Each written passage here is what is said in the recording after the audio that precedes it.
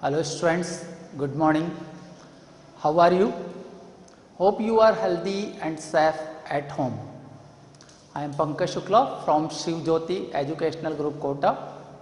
Today there will be a revision of chapter 1 sets. Chapter 1 sets को हमने पहले पढ़ा दिया है और अब ये revision होगा. So let's start revision. So first thing, what do you mean by the set? All of you know. Set is a well-defined collection of objects.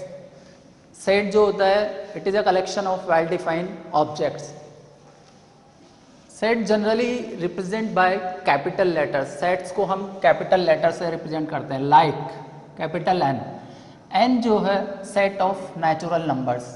Capital N is the set of natural numbers. W set of whole numbers. Z plus set of positive integers.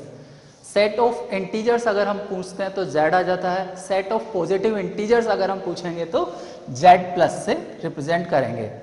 Now this is very important. Set of irrational number. Set of irrational number represent by which letter? तो it is denoted by or it is represented by capital T. MCQ में आपके इस तरह से questions आ सकते हैं जो नेक्स्ट एग्जाम होगा उसमें कि set of natural numbers represent by which letter, तो आपका आंसर रहेगा कैपिटल N. अगर मैंने पूछा आपको कि set of irrational number represent by which letter, then answer is T. इस तरह के क्वेश्चंस आ सकते हैं. Now exercise 1.1 question number 3. Capital D is equals to x such that x is a prime number which is divisor of 60. You have to convert into the roster form और आपको इसका roster form लिखना है. This is set builder form. ये set builder form आपको given है. So 60 जो है किस किस से डिविजिबल होता है? पहले तो 60 जो डिविजिबल होता है 1 से होगा, 2 से होगा, 3 से होगा, 4 से होगा, 5 से होगा, 6 से होगा and so many numbers. But the question is it is a prime number. Prime number होना चाहिए. x such that x is a prime number which is divisor of 60. So answer 2, 3, 5. 2, 3, 5 are the prime numbers. 2, 3, 5 prime numbers हैं और 60 को divide करते हैं. Therefore answer D is equals to curly bracket 2, 3, 5. Sets के जो elements रहेंगे उनको हम कर्ली ब्रैकेट में लिखेंगे और सेट्स को रिप्रेजेंट करते हैं हम कैपिटल D से. क्वेश्चन नंबर 4 में आपको रोस्टर फॉर्म दे रखा है. रोस्टर फॉर्म इज गिवन और आपको सेट बिल्डर फॉर्म में कन्वर्ट करना है. You have to change in the set builder form. Roster form है 5, 25, 125, 625. Question number 4 part 3. पार्ट 1, 2 मैंने पहले लिए थे. So part 3 set builder form तो 5, 25, 125, 625 this is the roster form. अब आपको इसको सेट बिल्डर फॉर्म में चेंज करना है. सेट बिल्डर फॉर्म में जब भी हम चेंज करेंगे तो स्टार्टिंग आपकी जो सेंटेंस की रहेगी वो इस तरह से रहेगी. x such that x is equals to. अब ये देखो ये 5 power 1, 5 power 2, 5 power 3, 5 power 4. So we can write x such that x is equals to 5 raised to the power n. 5 raised to the power n लिखेंगे where n is greater than and equals to 1 and it is less than equals to 4. ये बहुत important है. Half marks otherwise यहाँ deduct होता है. n की जो value है वो 5 पावर 1 से लेकर 5 पावर 4 तक है.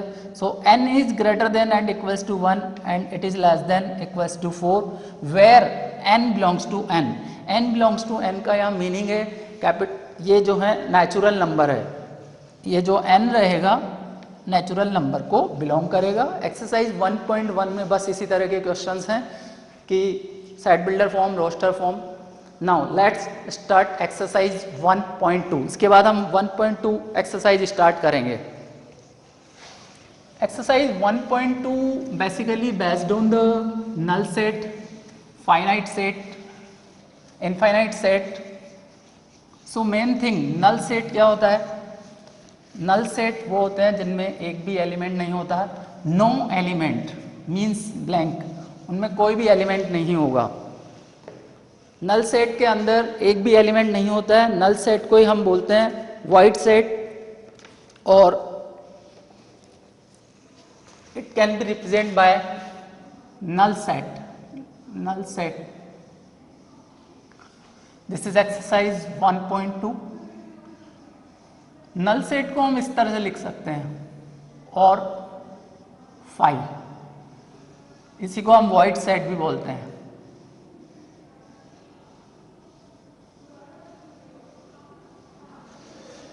नल सेट मीन्स नो एलिमेंट, ऐसे इस तरह से हम लिख देंगे, और it can be represent by 5। So question number 1, which of the following are examples of the null set? First part वो मैंने पहले डिस्कस कर दिया था, once again I am going to explain. Set of odd natural numbers divisible by 2. Set of odd natural numbers divisible by 2. ऐसे numbers बताइए odd natural numbers जो 2 से divisible है, और हम सबको पता है odd numbers होते हैं 1, 3, 5, 7, 9 एंड सो ऑन, और ये सारे 2 से डिविजिबल नहीं होते। देयरफॉर यहाँ पर 5 आंसर आएगा। आपको ये बताना which of the following are examples of the null set, इनमें से नल सेट कौन सा है। फॉर एग्जांपल हम यहाँ पर थर्ड पार्ट लेते हैं। थर्ड पार्ट में आपको चेक करना है ये नल सेट है या नहीं है। x such that x is a natural number,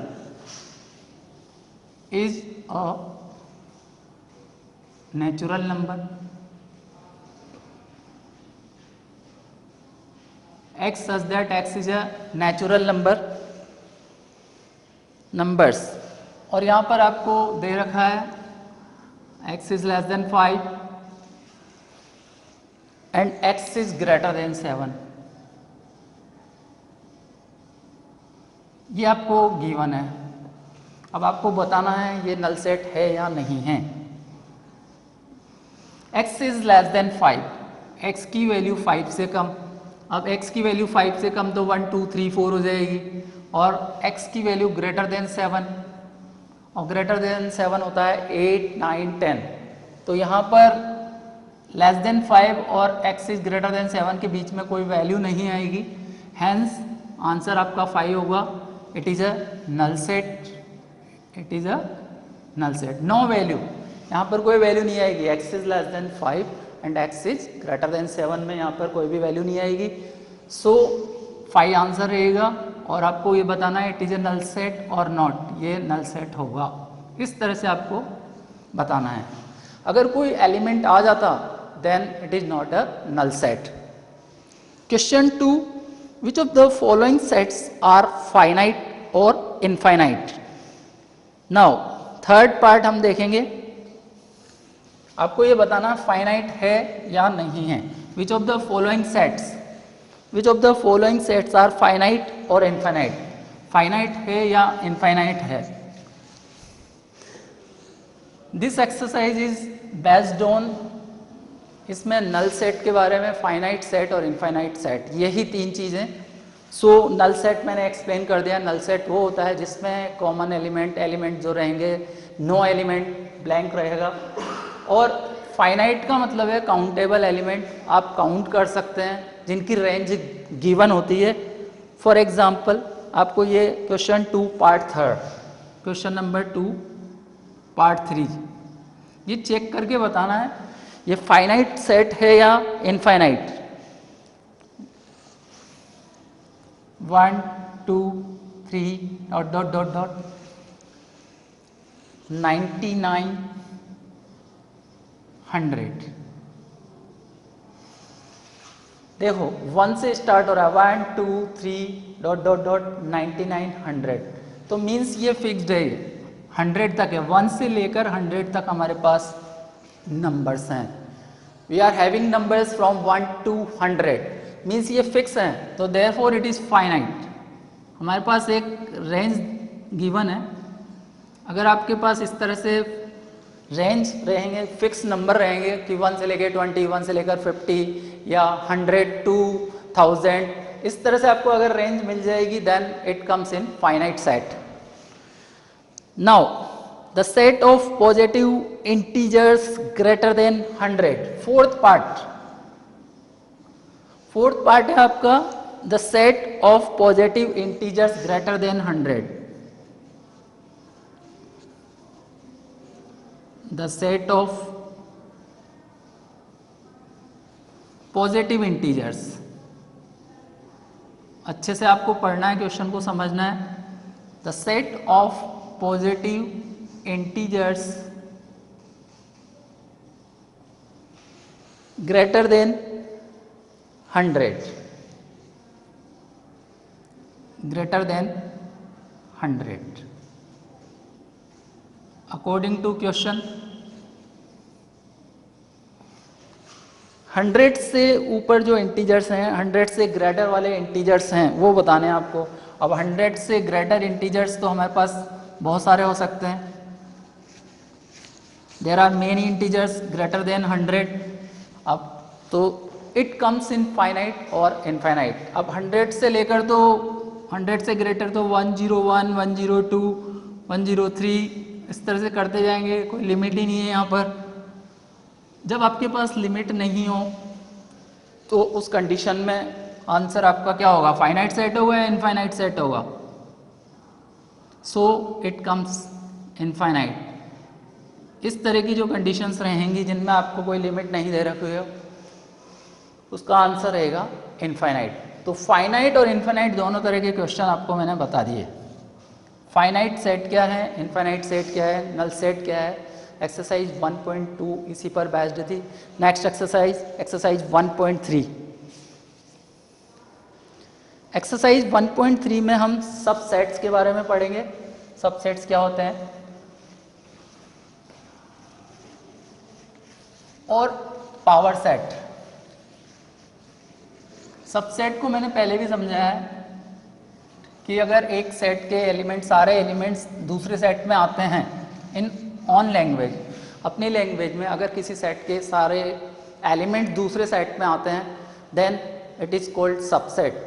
suppose A is equals to 1, 2, 3 and B is equals to 1, 2, 3, 4, 5.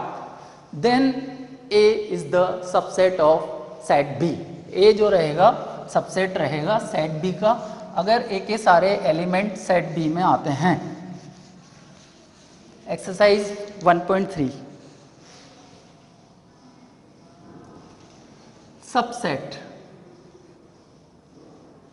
Subset को सबसे पहले तो रिप्रेजेंट कैसे करते हैं? Like this. ये इसका सिंबल है सबसेट को इस तरह से. If A is equals to 1, 2, 3 and B is equals to 1, 2, 3, 4, 5. Then question है A is the subset of B or not. Question 1 पूरा इसी तरह से है.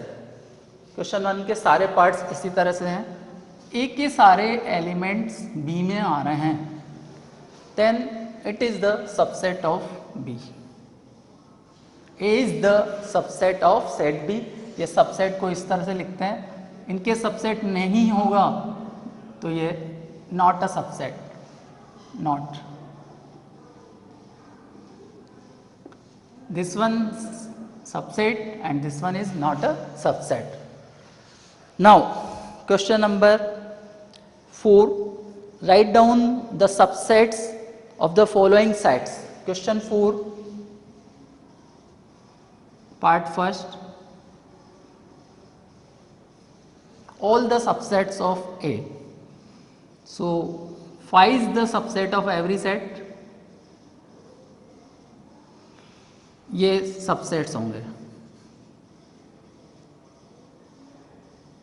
सबसेट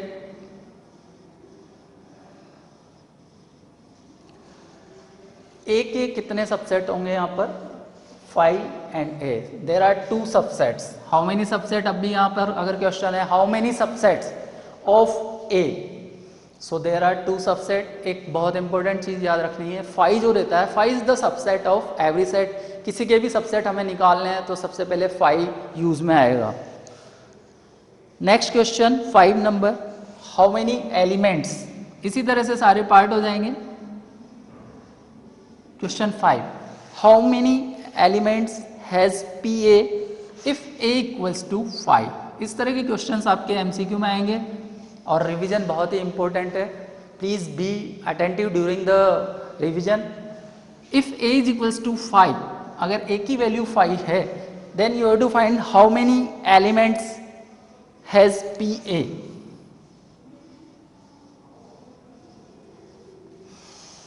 अब जब 5 दे रखा है, ए की वैल्यू 5 का मतलब होता है नो एलिमेंट, जीरो एलिमेंट। 5 का मतलब जीरो एलिमेंट, और इसका एनपीए के लिए एक फॉर्मूला होता है,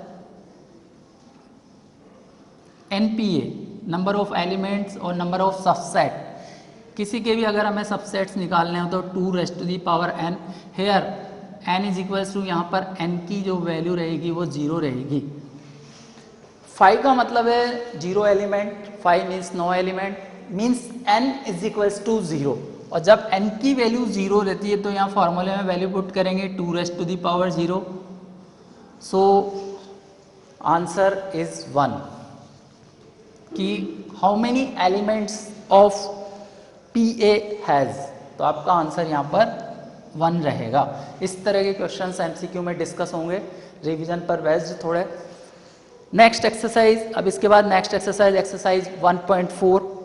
1.4 इज़ वेरी इंपॉर्टेंट, बहुत इंपॉर्टेंट है। इसमें हम यूनियन सेट, इंटरसेक्शन सेट्स और minus X minus Y, Y minus X, इस तरह के क्वेश्चंस करेंगे। Union set, question number 4, if A is equals to 1 2 3 4, exercise 1.4। Union set सबको पता है, यूनियन में जुड़ जाते हैं। अगर 2 सेट हैं ए और बी, तो दोनों के एलिमेंट अगर ए यूनियन बी है तो ज्वाइन हो जाएंगे, बट नंबर जो रहेगा उसे रिपीट नहीं करना है। इंटरसेक्शन, इंटरसेक्शन का मतलब होता है common elements. Intersection means common element, और यूनियन मीन्स हमें कंबाइन करना है। फॉर एग्जाम्पल, अब 1-2 क्वेश्चंस एक्सप्लेन करते हैं। Question number 4, question number 4, if A is equals to 1 2 3 4, A is equals to 1 2 3 4 and b is equals to 3 4 5 6, b is equals to 3 4 5 6, c is equals to 5 6 7 8, 5 6 7 8. Now you have to find A union C। इसका second part है, A union C आपको निकालना है। A की value है 1 2 3 4, B is equals to 3 4 5 6, C is equals to 5 6 7 8। 2 parts मैं explain करूंगा, all the parts are same, सारे पार्ट्स सेम रहेंगे। आपको फाइंड करना है A union C। A union C, A और सी का आपको यूनियन निकालना है। Second part, question 4 part 2, A की वैल्यू दे रखी है, सी की वैल्यू, और आपको निकालना है ए यूनियन सी।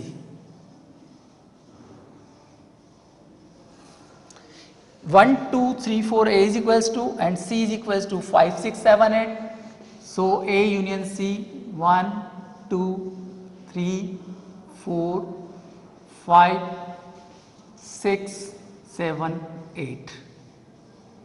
यहाँ कोई नंबर रिपीट नहीं हो रहा, ए में 1 2 3 4 है और बी सी में 5 6 7 8। सो ए यूनियन सी दोनों के नंबर आपको कंबाइन करने हैं। So this is A union C. Suppose 3 numbers हैं आपके पास, मान लो A union B union C करना है। Fifth part, A union B union C. Fifth part में आपको A union B union C. तो पहले आप ए और बी का यूनियन निकालेंगे, ए यूनियन बी, और ए यूनियन बी यहाँ देख के ओरली आपको मालूम पड़ जाएगा, ए और बी को ज्वाइन करना है। A is equals to 1 2 3 4 and B is equals to 3 4 5 6, ये 2 टाइम्स आ रहे हैं तो इन्हें सिंगल टाइम लिखेंगे, रिपीटेशन नहीं होगा, दो बार नहीं लिखेंगे। A यूनियन B का मतलब होगा 1 2 3 4 5 6, A union B 1 2 3 4 5 and 6. This is A union B. But the question is you have to find A union B union C. So A union B union C क्या होगा? इसका C के साथ union कर देंगे। C यहाँ पर एक बार और लिख देता हूँ मैं, C की वैल्यू लिख देते हैं। C is equals to 5 6 7 8। Therefore A union B union C। देखो जब यूनियन यूनियन है या इंटरसेक्शन इंटरसेक्शन है तो डायरेक्ट इस तरह से लिख सकते हैं। अगर एक यूनियन और एक इंटरसेक्शन हो तो फिर वो अलग से ब्रैकेट में होगा। सपोज यहाँ पे इंटरसेक्शन होता, यहाँ इंटरसेक्शन होता और ये यूनियन होते तो ब्रैकेट्स हम लगाते, ब्रैकेट्स गिवन रहता है। A union B union C अब आपके सामने है। ए यूनियन बी 1 2 3 4 5 6, सी की value 5 6 7 8, so answer will be 1 2 3 4 5 6 7 8। So all parts are same, सारे पार्ट्स इसी तरह से हैं। सो नेक्स्ट क्वेश्चन, इंटरसेक्शन के भी एक दो क्वेश्चंस बता देते हैं। Question 6, question number 6, it is based on intersection union. Union में कंबाइंड होते हैं, यूनियन मीन्स दोनों जुड़ जाएंगे, इंटरसेक्शन में कॉमन आएगा। Question 6, A is equals to 3 5 sin, A is equals to 3 5 7 9 11, B is equals to 11 13 15, 11 13 15. Now we have to find A intersection B.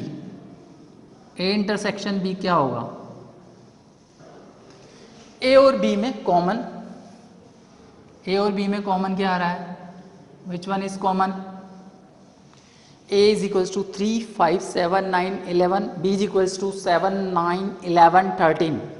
So what is common? B is equals to 7 9 11 13, sorry B की value यहाँ पर 7 9 11 13 है। A is equals to तो आपका है 3 5 7 9 11, B is equals to है आपका 7 9 11 13 और C भी लिख देता हूं मैं यहाँ पर। C इज इक्वल्स टू है 11 13 15, C is equals to 11 13 15। So A intersection B। अब देखो यहाँ पर क्या क्या कॉमन आ रहा है। इस तरह के क्वेश्चंस आपके ऑब्जेक्टिव क्वेश्चंस आएंगे एमसीक्यू में, अच्छे से आपको प्रैक्टिस करना है, पैटर्न यही रहेगा। So what is A intersection B? जो जो कॉमन है ए और बी में जो कॉमन है वो होगा A intersection B. So answer is 7 9 11, 7 9 11, ये आपका आंसर होगा A intersection B. Next part जिसमें इंटरसेक्शन भी आ रहा है और यूनियन भी आ रहा है, एक पार्ट ऐसा लेते हैं, पार्ट 6 पार्ट, ये आपका फर्स्ट पार्ट था। ए इंटरसेक्शन भी हो गया। नेक्स्ट पार्ट 6 पार्ट, 6 पार्ट में आपकी इंटरसेक्शन भी आएगा और यूनियन भी आ रहा है।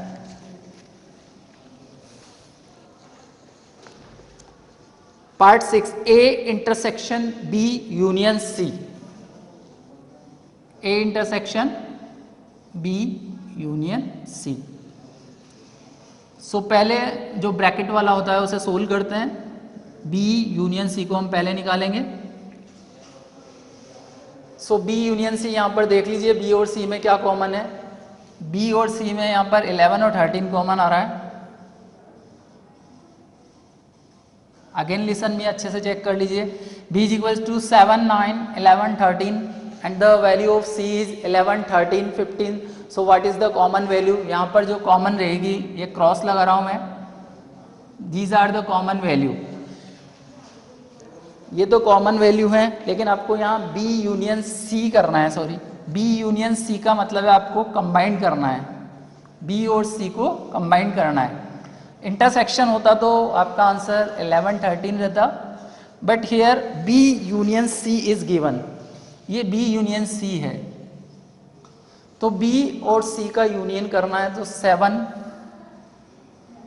9 11 13 15, b यूनियन c 7 9 11 13 और 11 13 15 में दोनों को कंबाइन करना है, दोनों का यूनियन करना है. सो आंसर इज 7 9 11 13 15. अब इसका a के साथ इंटरसेक्शन करना है. a की वैल्यू देखो वापस से, a is equals to 3 5 7 9 11. a is equals to 3 5 7 9 11 और b यूनियन c है आपका ये, और आपको निकालना है intersection. So a intersection b union c will be, क्या होगा answer? a intersection b union c. इनमें कॉमन एलिमेंट देखने हैं आपको, 7 then 9 then 11. So what are the common numbers? 7, 9 and 11 are the common numbers. So answer is 7, 9, 11. ये आपका answer होगा. This one is done. X is equals to A, B, C, D and Y is equals to F, B, D, G. Question number 10 of exercise 1.4. You have to find the value of y minus x. y minus x आपको यहाँ पर find करना है. सो y में से x को minus करेंगे, f b d g में से a b c d को माइनस करना है. जो जो कॉमन एलिमेंट है वो कैंसिल हो जाएंगे और रिमेनिंग जो बचेगा y माइनस एक्स है, तो y में जो रिमेनिंग है वही आपका आंसर होगा. सो y में हमारे पास डी डी जब निकल गया तो क्या बचा? f, g. So y minus x is equals to f, g. This is your answer. अगर यहाँ पर x minus y होता, in case x minus y होता, तो a b c d में से f b d g को minus करते. यहाँ पर x minus y होता तो आपका answer b d. So a, c. In case x minus y यहाँ पर होता हमारा क्वेश्चन, तो आंसर विल भी होता a and c. But according to the question y minus X, y में से x को माइनस करना है. सो b d सब्ट्रैक्ट हो जाएंगे. So remaining elements in y के अंदर जो रिमेनिंग एलिमेंट्स बचेंगे वही आपके आंसर होंगे. Next exercise 1.5. It is based on complement of a set. ये कुछ प्रॉपर्टीज हैं, लॉज हैं कॉम्प्लीमेंट ऑफ सेट्स पर बेस्ड. ये आपको लर्न करने हैं. पेज नंबर 20 पे और भी लॉज गिवन है. सो प्लीज रिवाइज, आपको अच्छे से रिवाइज करने हैं, लर्न करने हैं. If A union A dash, अगर ए यूनियन ए डैश है तो आंसर होगा U. A union A dash is equals to U होगा. A intersection A dash, A intersection A dash किसके इक्वल होगा? फाई के इक्वल. Then A dash whole dash, double complement. Double complement जब भी होता है तो वो सेम वैल्यू आ जाती है. ए डैश होल डैश है, so A dash whole dash is equals to A. ये 3 प्रॉपर्टीज तो यहाँ पे पेज नंबर 20 में और भी है. डी मॉर्गन लॉज रिवाइज करना है आपको. Now exercise 1.5 question number 2. U जो है यूनिवर्सल सेट रहता है. U is the universal set. Question number 2 में आपको A की वैल्यू दे रखी है part 1. You have to find the value of A dash, और इसको हम बोलेंगे complements of set A. Set A का कॉम्प्लीमेंट होता है, इसको डैश से रिप्रेजेंट करते हैं. ये डैश जो रहेगा, सपोज A डैश, ये कहलाएगा complement. This is the complement of set A. This is the complement of set A, it is denoted by A dash, A की पावर डैश लगा देते हैं. नाउ यू गिवन है A B C D E F G H, A है A B C, we have to find A dash complement of set A. So U minus A, U में से ए को minus कर देंगे. सो ए B सी यहाँ पर minus होगा, U minus A. Then remaining elements क्या क्या बचेंगे, D E F G H, D E F G H, ये हमारा आंसर होगा ए डैश के लिए. सेम थिंग इसी तरह से आप बी डैश निकालेंगे तो B dash is equals to U minus B. Universal set में से बी को माइनस करना है. Universal set A B C D E F G H, उसमें से बी को माइनस करना है, D E F G minus होगा. So the remaining are u minus B is equals to A B C H. D E F G यहाँ पर D E F G है, D E F G. So remaining A B C H. So B dash is equals to A B C H. यही same concept आपका चलेगा. Exercise 1.5 में पूरी exercise complement of a set पर based है. Next exercise 1.6. 1.6 basically two यहाँ पर laws रहेंगे, टू फॉर्मूले रहेंगे. Practical problems on union and intersections of two sets. N A union B is equals to N A plus N B. एक formula तो ये रहेगा N A union B is equals to N A plus N B. Condition यहाँ पर रहेगी N A intersection B is equals to 5. Last exercise है, इस पर practical based exercise 1.6 based on these two formulas. ये टू लॉज हैं यहाँ पर, इन दोनों पर बेस्ड है. First one N A union B is equals to N A plus N B minus N A intersection B. Exercise 1.6 पूरी इसी फॉर्मूले पर बेस्ड है. हमें ये फॉर्मूला अच्छे से लर्न करना है. N A union B is equals to N A plus N B minus N A intersection B. If N A intersection B is equals to 5, अगर एन ए इंटरसेक्शन बी की value यहाँ पर 5 है, then तो यहाँ पर हम 5 लिखेंगे. 5 means no, so N A plus N B. 5 का मतलब नो एलिमेंट्स, कुछ नहीं आएगा यहाँ पर. In case N A intersection B is equals to 5, then N A union B is equals to N A plus N B. और इसको हम अदर वे में बोलें, अगर N A intersection B, if N A intersection B null set है हमारा, then N A union B is equals to N A plus N B. Basically exercise 1.6 की जो भी वर्ड प्रॉब्लम है यहाँ इन्हीं पर बेस्ड है. N A union B is equals to N A plus N B minus N A intersection B. Question number 4, if S and T are two sets such that S has 21 elements, 21 elements S में है, so NS is equals to 21. और T के अंदर 32 elements हैं, so NT is equals to 32. and S intersection T is equals to 11. We have to find the value of S union T and S union T हमें निकालना है. सो ये same यही formula रहेगा. ए बी की जगह पर यहाँ पर एस और टी आ जाएगा. So answer is N S union T is equals to N S plus N T minus N S intersection T. So NS union T is equals to NS plus NT minus NS intersection T. Now put the values. अब इसमें आपको value put करनी है. NS is equals to 21 plus 32 minus 11. So 53 minus 11. Then answer is 42. Whole exercise, पूरी जो exercise है वो इसी फॉर्मूले पर बेस्ड है. एक ही फॉर्मूला है, N A union B is equals to N A plus N B minus N A intersection B.